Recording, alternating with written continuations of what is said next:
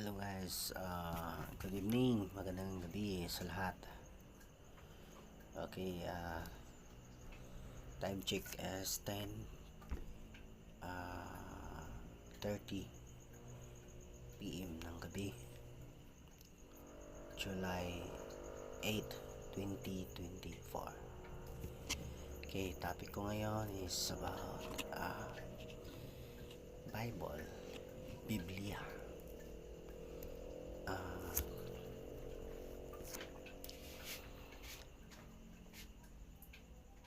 Bakit Biblia? Kasi Biblia, sa totoo lang, yung Biblia is importante alang-alang sa buhay natin. Biblia Biblia means